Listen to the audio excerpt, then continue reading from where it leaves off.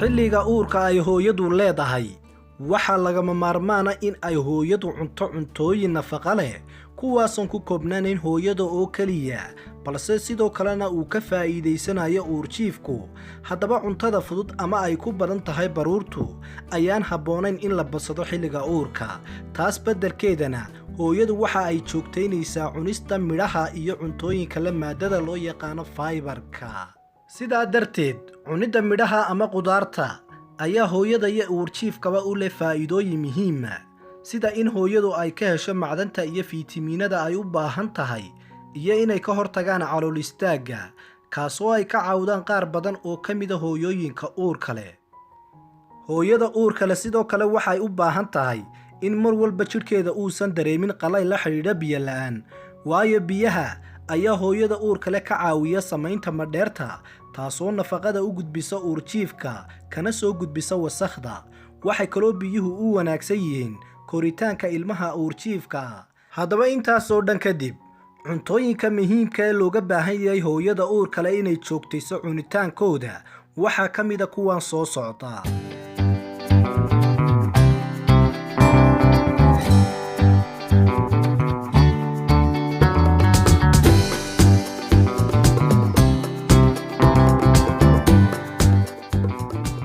السلام عليكم intayna mawduuceena u gudagelin haddii aad ku cusubtay kanaalka nafaqa channel fadlan taaba calaamada subscribe-ka kadibna taaba calaamada gambaleelka ama jeleska waanad mahadsantahay kuna soo dhawow mawduuceena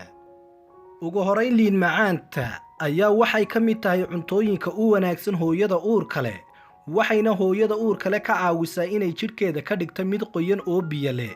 liin macaanta ayaa ka kooban macdanta loo yaqaano folate taasoo qayb ka ah walxaha ay ka samaysmaan unugyada dhiigga cas waxayna ka hortag wanaagsan u tahay inaysan hooyadu dareemin dhiig yari iyo nafaqa darro soo waajahda xilliga uurka liinta ayaa sidoo kale ka kooban fitamiin C kaasoo ka hortaga dhaawac soo gaadhi kara unugyada jidhka waxayna faa'iido ballaadhan u leedahay uurjiifka waxayna ka hortagtaa cillad ku iman karta samayska maskaxda iyo xangullaha dhinaca kalena cambaha ayaa ka mida isaguna cuntooyinka u wanaagsan hooyada uurka leh waayo cambaha waxa uu ka kooban yahay fitamiin A iyo fitamiin C wuxuuna muhiimad u leeyahay hooyada uurka leh iyo ilmaha uurjiifka ahba sidaa daraaddeed hal koob oo camba ayaa ka kooban xaddiga saxda ee hooyadu uga baahan tahay fitamiin A-ga iyo fitamiin C-ga sidaasoy tahayna fitamiin A ayaa muhiim u leh uurjiifka wuxuuna ka caawiyaa difaaca jidhka xilliga dhalashada iyo kadibba khudradda afakaadhada ayaa iyaduna ka mida cuntooyinka u roon hooyada uurka leh waayo waxa ay ka kooban tahay macdanaha ay ka midka yihiin magnesium potassium iyo colin hooyooyinka uurka leh ee cuna ama cabba afakaadhada ayaa waxaa ku yar labada iyo caloolqabadka taasoo loo aanaynayo macdanta magnesiumka iyo macdanta potassiumka ee afakaadhada ku jirta afakaadhada ayaa sidoo kale ka kooban fitamiin A iyo fitamiin C iyo maadada iron iyo weliba xaddi fibera sidoo kalena maadada loo yaqaano colin ayaa muhiimad u leh koritaanka maskaxda iyo neerfayaasha ee uurjiifka liindhanaanta ayaa iyaduna ka mida cuntooyinka u wanaagsan hooyada uurka leh waayo waxay ka kooban tahay macaadiin iyo fitamiino muhiimad gaara u leh hooyada uurka leh waxayna yaraysaa calool istaagga iyo lalabada waxayna siyaadisaa dhalaalka jidhka waxayna u wanaagsan tahay caafimaadka ilkaha haddaba cunidda liindhanaanta ama cabidda biyaha ay liindhanaantu ku jirto ayaa ah kuwa muhiimad gaara u leh hooyada uurka leh oo aan laga tegi karin xilliga uurka geesta kalena muuska ama khudradda loo yaqaano mooska ayaa ka mida cuntooyinka u wanaagsan hooyada uurka leh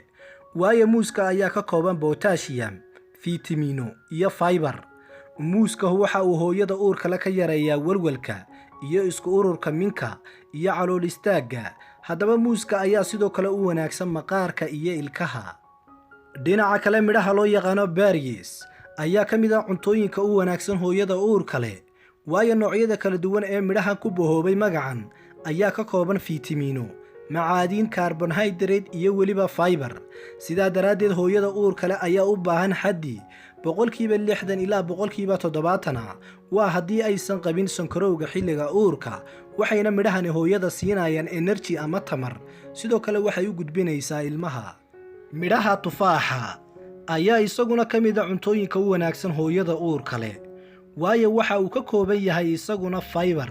macaadiin iyo fiitamiino, wuxuuna hooyada uurka leh iyo uurjiifkaba u leeyahay faa'iido ballaadhan. haddaba warbixin ayaa sheegaysa in ilmaha ay dhasho hooyada cunto tufaaxa uu yar yahay jaaniska uu ku dhici kara ama ku haleeli kara xanuunka neeftu. sidaa daraaddeed tufaaxa ayaa qaybta koowaadba kaga jira midhaha la ammaano ee guud ahaan u wanaagsan caafimaadka. daawadayaal, waxaynu soo gaadhnay guntii iyo gabagabadii mawduuceene. si looga fogaado jeermiska loona tayeeyo nolol wanaagga, waxaa muhiima inaad raacdo qodobadan mar walbaad rabto inaad cunto ama kaydiso midhaha iyo qudaarta. ugu horrayn waa inaad dhaqdaa midhaha iyo qudaarta inta aanad cunin ka hor. sidoo kale waa inaad ka goysaa kana sifaysaa baraha madmadow iyo nabarada.